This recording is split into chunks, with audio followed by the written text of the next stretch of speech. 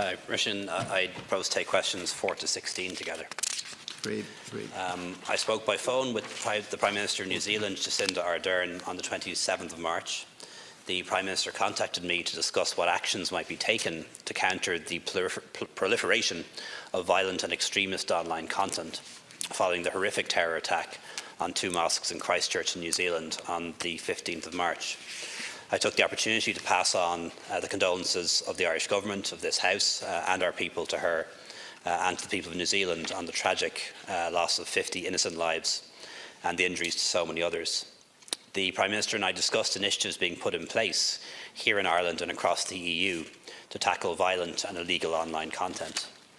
It's the view of the Irish Government that we can no longer rely on self-regulation alone by digital platform providers to ensure that users are kept safe online. Minister Bruton has just concluded a public consultation on the Online Safety Bill.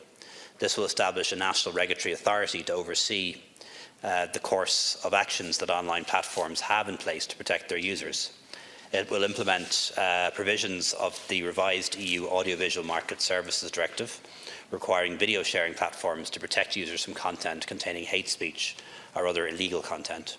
The bill also draws on work done by the Law Reform Commission on the establishment of an Online Digital Safety Commission, which in turn is inspired by existing legislation in New Zealand. Ireland is also involved in detailed discussions at European level on the new proposed EU regulation on preventing the dissemination of terrorism content online. This proposal obliges service providers to remove offending content within a short time frame and provides for fines of up to 4% of annual global turnover in the event of a systemic failure to remove content. This proposal is still under discussion and is unlikely to be concluded before the European elections. However, once enacted, Ireland will establish a competent authority to ensure that companies comply with this regulation. I agreed with Prime Minister Ardern that our officials will continue to compare approaches to these challenges, that we'd stay in touch on the matter. We considered the possibility of a high-level meeting involving her and other EU Prime Ministers in Europe in the foreseeable future. Joan Burton. Thank you, Taoiseach, for that reply. I think that Mrs Ardern's approach to the aftermath of the horrific murders and shootings in Christchurch really set an example globally of stateswomanship that I think everybody involved in politics, women and men, can be proud of. I'm interested to hear what the Taoiseach was saying about the introduction of further gun control in New Zealand, because I want to ask the Taoiseach, would he think of bringing appropriate legislation like that here? This morning again, and overnight, in Sheephill and Corduff, we had gun attacks, and we had gun attacks earlier in the night in Finglas. Now, Taoiseach, one is in our joint constituency, the other is next door. And we have still armed patrols patrolling the city centre in Dublin. You were talking there about advances that New Zealand is making, and their response after the killings and the murders was to tighten control on guns significantly.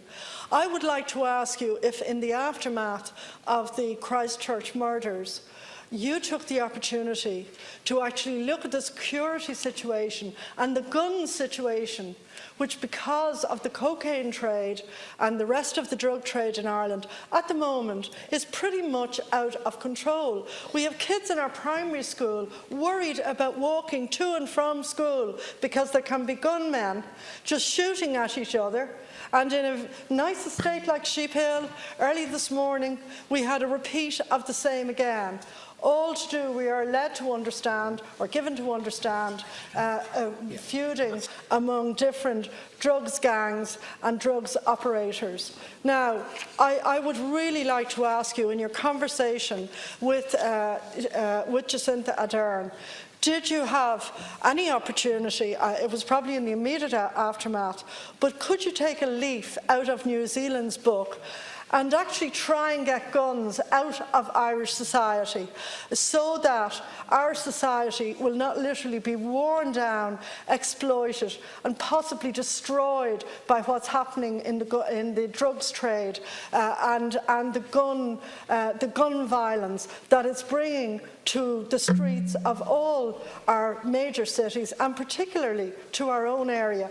Will you set up a special task force, Taoiseach, to address this? Because I really think it needs to be done. Thank you, Deputy. Can I just remind you we've about, I think it's less than 7 minutes left. There's 3 questions and Taoiseach has to come back. So could I ask for everybody's cooperation? Deputy Howlin.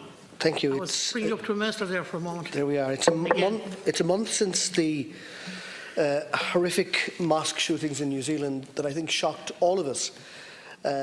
Shocked us from a variety of perspectives, but one of the perspectives is that probably if we pick a country, New Zealand would be the last place where we would expect that sort of extremism, right-wing extremism, to happen. So what it proves is there is nowhere on the planet that is immune from the perils of such an attack. And we certainly in Ireland can't be complacent. It's been said in the past, not only attacks that could occur on our own soil in our republic, but also the republic being used as a base for attack in the neighbouring jurisdiction. Gardaí have noted an increase in online activity aimed at Irish audience, at those of the extreme right, the fascist right. Can I ask a very direct and straightforward question? Have you considered this as a major threat? I know government periodically does an assessment of threats.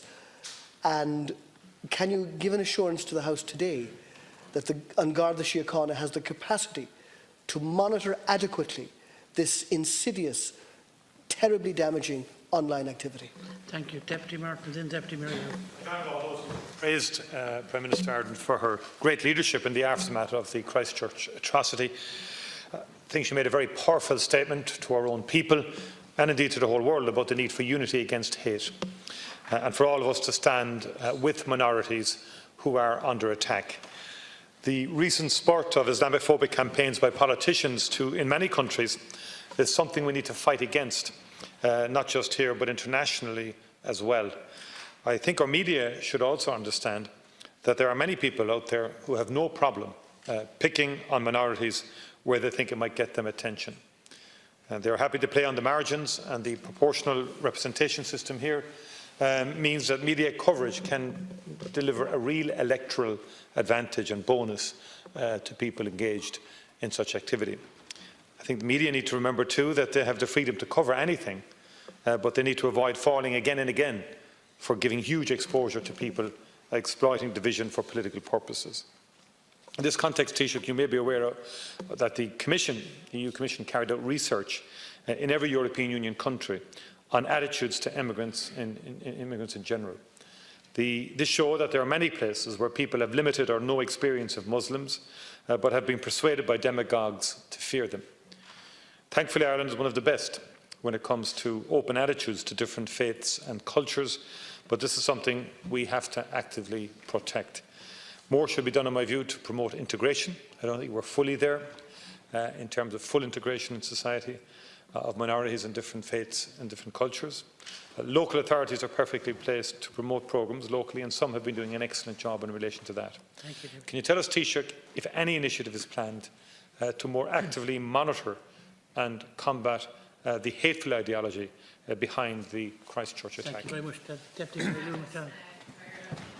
And the horrific attacks in Christchurch a month ago certainly left all of us, I suppose, numb. As has been said, New Zealand, Christchurch is the last place that you would imagine this might happen, and there is a central lesson in it that no part of our globe is immune to this toxic cancer of hatred.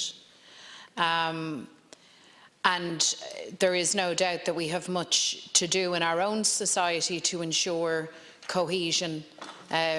Deputy Burton referred to her own constituencies and yours, Taoiseach. I'm very minded and mindful of the fact that you have a huge diversity many of the large new sprawling suburbs in your constituency, and when I go into them, I look around and I ask myself, what's service provision like here? What's integration like here? I should also say in my own constituency we have huge diversity, and I ask the same questions in our inner city. And I think if we're honest, we have to say that we have been lacklustre. Public policy has been lacklustre. It certainly hasn't gone with all power of intent to ensure that our new citizens, our newcomers to our country, are fully integrated.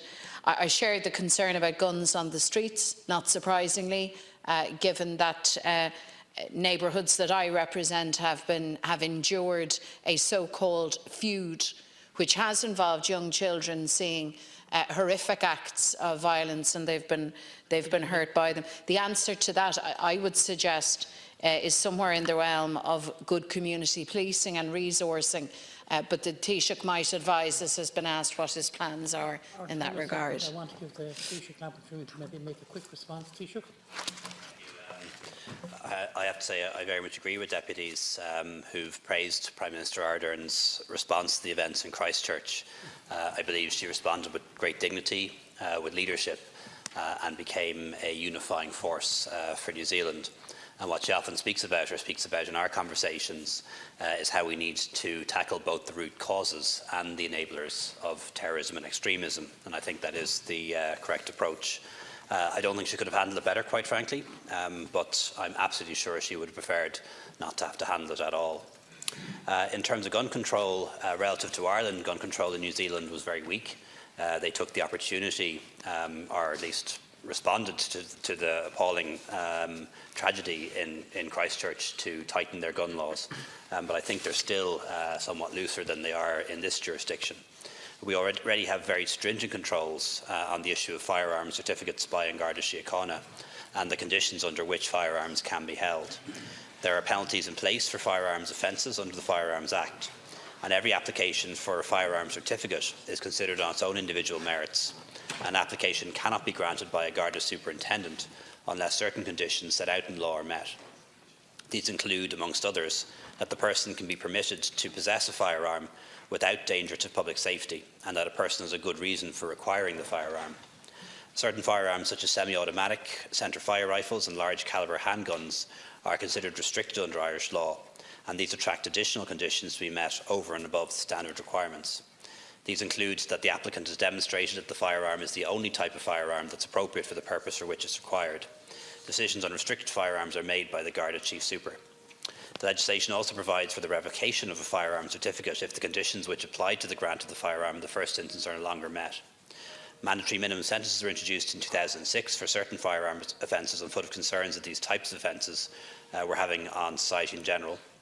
And legislation was introduced in 2008 to arrest the growth in large calibre handguns, such firearms are no longer licensable unless a firearm certificate was held at the time the legislation was commenced. While there are approximately 200,000 firearm certificates in the state at the moment, the vast majority of these are shotguns, mostly held by farmers for vermin control. A substantial review of firearms licensing, including consultation with the public, stakeholders and the relevant Oireachtas committee, was undertaken in recent years. And a number of actions identified as a result of this review are being actively progressed by the Department of Justice. These include a ban on new licences for semi-automatic centre-fire rifles and the establishment of a fire assessment and appeals authority. Gun crimes in Ireland are almost all committed by guns that are held illegally and are not licensed. So I think it's fair to say that our laws are successful in that regard, but the issue of illegally held firearms is a separate matter and requires separate action.